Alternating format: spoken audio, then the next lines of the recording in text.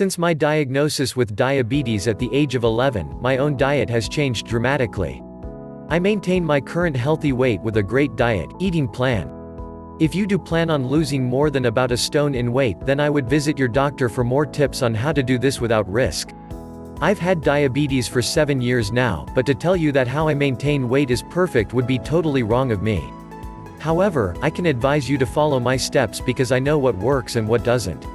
Before I really begin, I must also say that I have been brought up by great parents who taught me to eat everything, and so I do.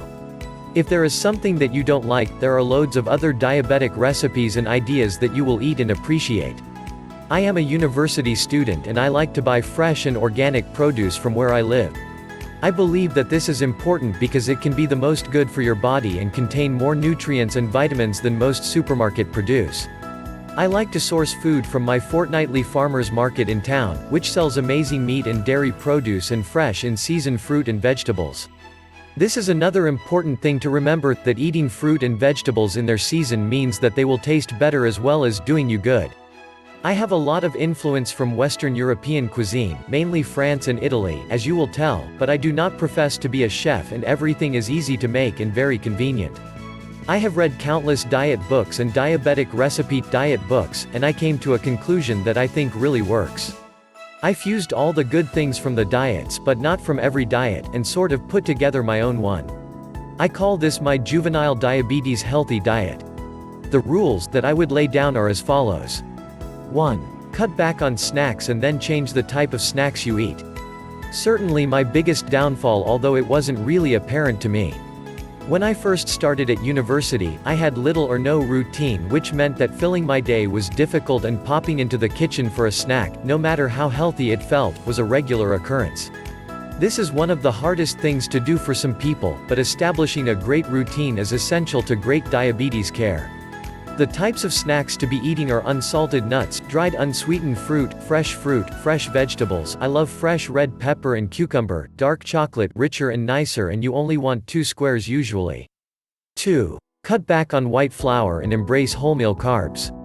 This is the most essential part of your diet, and the thing that can show the biggest increase in loss of weight. Some diets, in fact just focus on this point, and are very successful. Wholemeal, especially stone-ground wholemeal, is so good for you and has so much more flavor in it that switching is much easier than you think. Most people are really surprised at the ranges you can get in your supermarket. Again, remember that the bread that is best for you is the one that is freshest with least preservatives or added ingredients. Also, brown or basmati rice is great with a lovely nutty texture. Wholemeal pasta is great, and for your potatoes I would totally recommend the smaller new potatoes. 3. Stop drinking cocktails, start drinking wine. Cocktails are full of sugar, colorants and preservatives.